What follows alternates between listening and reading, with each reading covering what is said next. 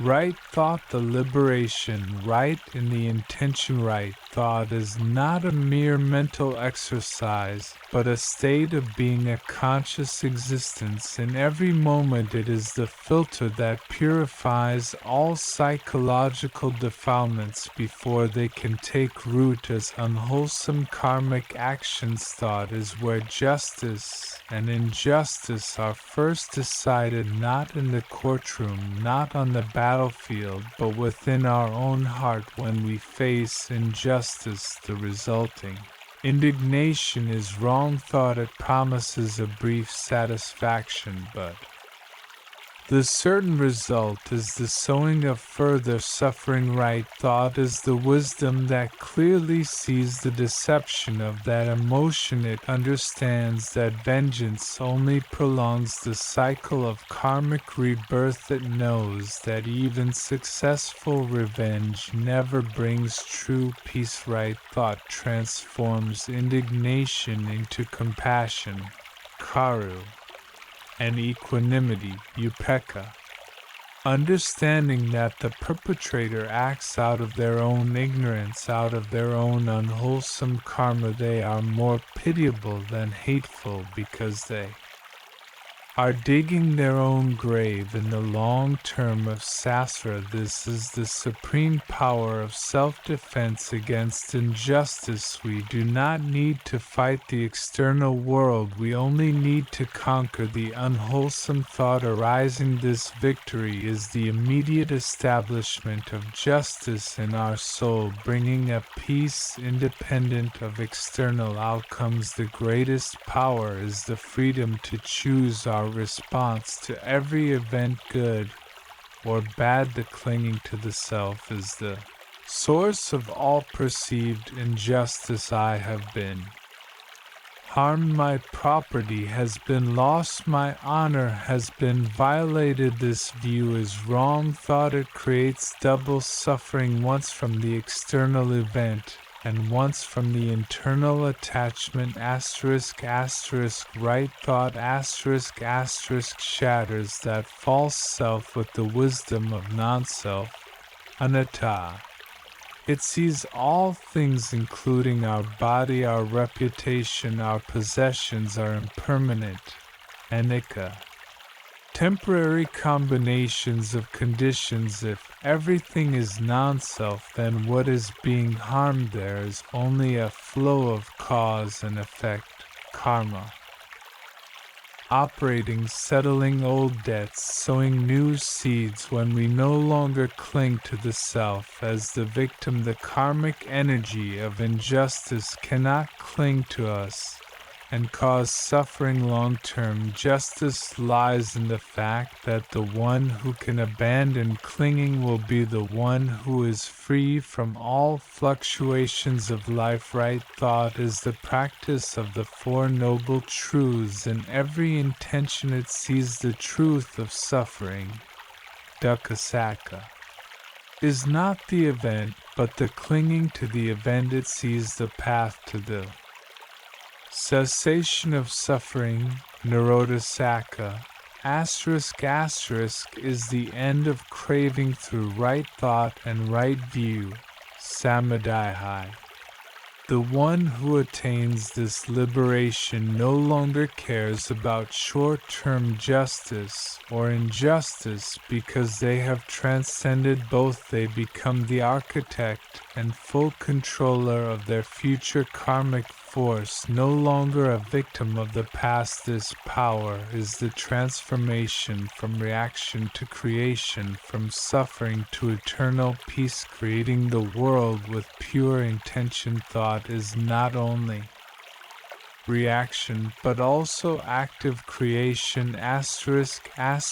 Right thought continuously sows pure intentions like boundless compassion. Every thought of peace, prosperity, forgiveness for all beings is a powerful wholesome seed being sown into the storehouse consciousness. Even if we cannot physically change the injustice, we can still change change the karmic energy of the world with thoughts of compassion when we use right thought to wish peace upon the one who harmed us. We are doing two things. Firstly, we liberate ourselves from the burden of resentment. Secondly, we sow an immensely vast and powerful wholesome seed. Long-term justice ensures that the pure energy of metta will return to us as the fruit of peace and liberation. This continuous accumulation of pure right thought eventually leads to the complete purification of the mind. That is when we attain right concentration, Sammā Samadhi, and supreme wisdom, Panna. Upon attaining this wisdom, we clearly see the complex and perfect network of dependent origination, Pika Samuppada. We understand that every event is necessary, is an unavoidable operation of causes and conditions. At that time, the concept of injustice ceases to exist. There remains only the operation of natural law.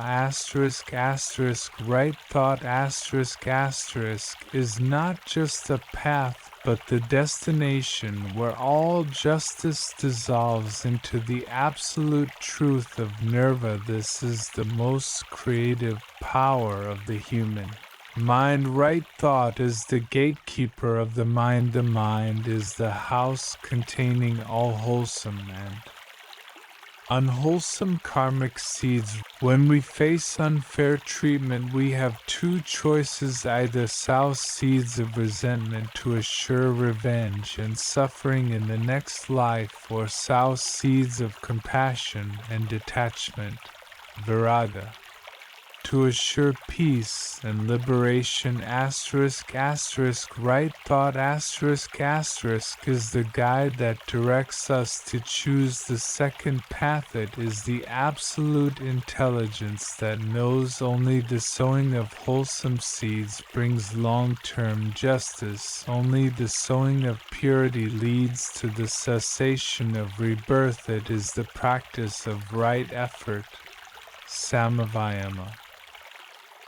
At the most subtle level, the continuous effort to keep thoughts pure, the justice of the timeless view. Wrong thought is bound by time. The past is gone, the future is not yet, the present is fleeting. It only sees the injustice occurring in the narrow slice of the present, and cannot conceive the infinite flow of cause and effect. Right thought is different. It operates in a broader non-temporal dimension. It sees the past, present, and future as a continuous flow of cause and effect. The injustice we see today is the fruit of a seed sown long ago, perhaps countless lifetimes. Our wholesome reaction today is the seed for a just and liberated fruit that will come in the distant future. When we see this unbreakable connection, we no longer complain about the lack of short-term justice, because we understand that the injustice is necessary. It is part of the process of settling karmic debts. Without this injustice, we could not pay off old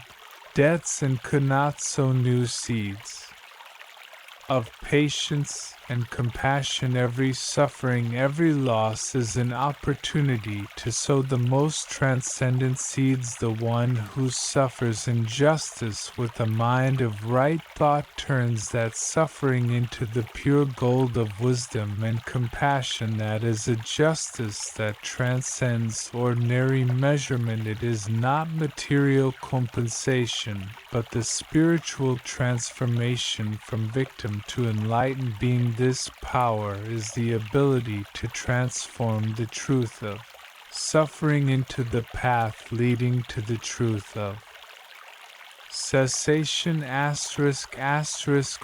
in the present moment. It is absolute freedom from the bondage of time and karmic results. Right thought establishes right view. The relationship between right thought, Sammā Saṅkappa, and right view, Samadhi, is a reciprocal cause and effect relationship. If we hold wrong view, Mikkadihi, the mistaken understanding of the nature of impermanence, anicca, suffering, dukkha, and non-self, anatta, of all things, then our thought will be wrong thought. Conversely, right thought continuously strengthens right view by applying wisdom to every situation. When we encounter failure, right thought does not allow us to blame others or fate. It forces us to contemplate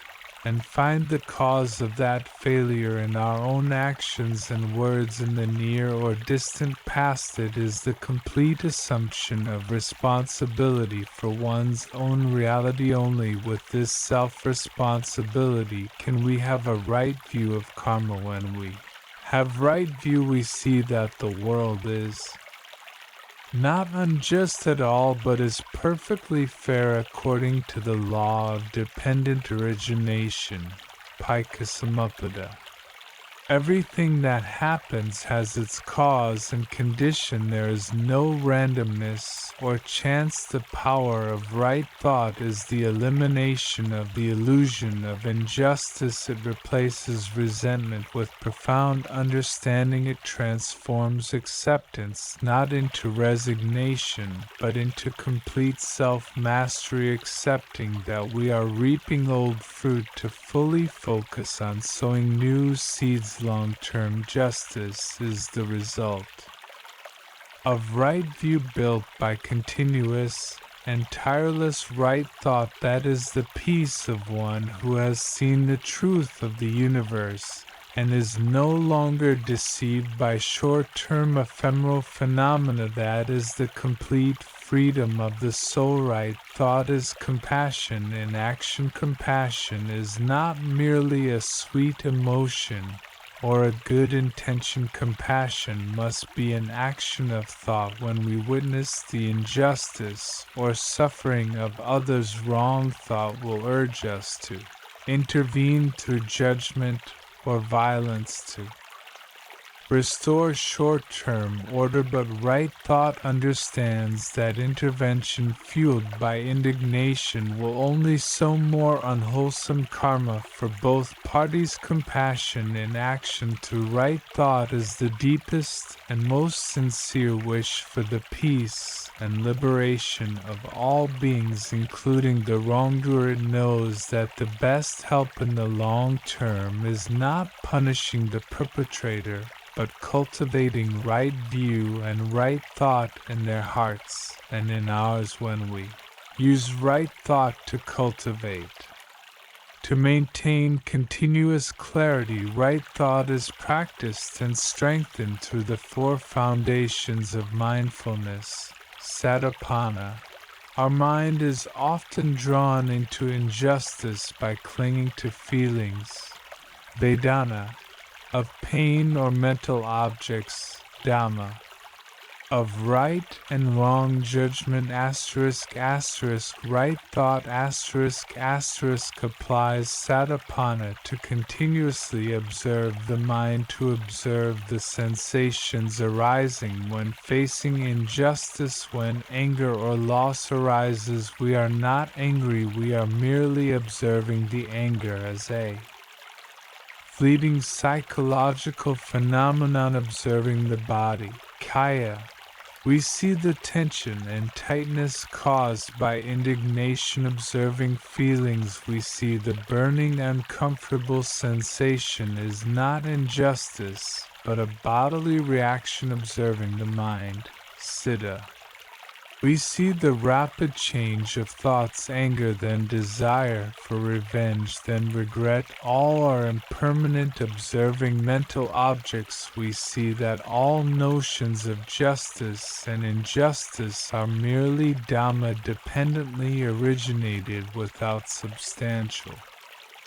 reality. This practice is the power of non-identification. We do not identify ourselves with the injustice. We do not identify ourselves with the pain. We do not identify ourselves with the idea of revenge. When there is no identification, the karmic force of injustice has no place to cling and automatically dissolves. The long-term justice of a practitioner does not come from how the world treats them, but from how they use right thought to observe and master their own psychological reactions. This power is the supreme control over inner reality, creating an inviolable space of peace unaffected by any external circumstance. It is absolute freedom, right in the midst of life's constraints. Right thought is a promise to the future. Every intention is a promise sown into the future. If we think with resentment, we are promising the universe that in the next life we wish to continue the chain of revengeful karma. That is the most severe injustice we inflict upon ourselves. Asterisk, asterisk, right thought, asterisk, asterisk, is the purest promise, promising that we will never again cause suffering to ourselves or to others. It is the commitment to practice right action, Sammā and right livelihood, Sammā, not out of fear of punishment, but out of right view of karma. This promise is the guarantee of long-term justice. No deity is needed to witness, no ledger is needed to record. Our own consciousness is the evidence, the storehouse recording every promise, and the law of karma will faithfully execute every promise sown from right thought. The practitioner of right thought lives in absolute trust in the fairness of the cosmic law. They know that their wholesome effort is never in vain. No matter how much they suffer loss today, the karma has been preserved and will ripen fully and accurately in the long term. This peace is the invaluable asset that right thought brings. It is the power to live a life without regret, without fear, and without needing to rely on the temporary justice of the external world. This is the liberation of one who has mastered their intention, mastered their karma, and reached the shore of eternal freedom. Right thought is the helmsman of the rebirth stream. The stream of rebirth is a vast ocean of unceasing cause and effect. Every action, every word, every intention a wave. If we lack right thought, this stream is swept away by wrong view and craving. We drift aimlessly in suffering and injustice. Asterisk, asterisk, right thought, asterisk, asterisk, is the helm, the resolute guide for the ship of life. It chooses the direction towards the shore of liberation, towards the peace of nirvana. It does not allow the ship to be stranded by clinging to the brief joys of present wholesome results, nor to be sunk by the indignation of present unwholesome results. It maintains a long-term vision transcending the scope of a single lifetime. This power is the ability to transform sasra from a cycle of suffering into a continuous path of spiritual evolution heading toward ultimate justice. When we encounter a challenge, right thought does not see it as punishment, but as a golden opportunity to sow new seeds, an opportunity to practice patience, an opportunity to develop compassion, an opportunity to strengthen wisdom. Each time we overcome a challenge with right thought, we not only settle old karma but also sow immensely powerful seeds of liberation for future lives. This ensures that justice is not merely balance but the transcendence of karmic force. When this process is clearly seen, the judgment of injustice vanishes. We no longer wonder why the wicked are comfortable, because we know it is the final payment of a past wholesome action. We no longer envy or resent, but feel compassion for their certain future. Right thought transforms injustice into a perfect mirror reflecting the flawless operation of the law. It helps us completely remove the concept of victim from our mental vocabulary. Everything that comes to us is the just arrangement of our own sown karma. This power is complete self-mastery. We do not need anyone to save us. We do not need the world to change for us to find peace. We only need to maintain right thought, to continue sowing pure seeds and reaping the fruit of peace. That is the justice that comes from truth, not from arrangement or compromise. Right thought is the Bodhi seed. Thought is not the goal, but the means to Bodhi, the supreme enlightenment. Every intention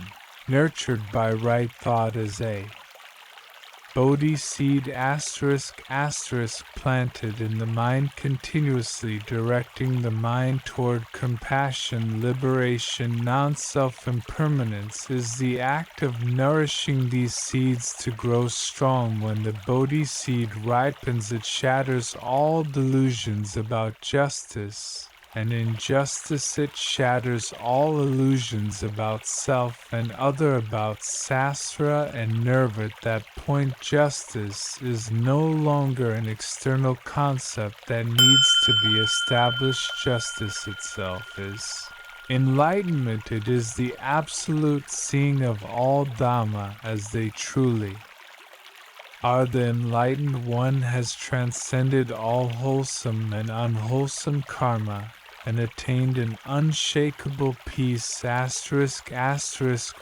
thought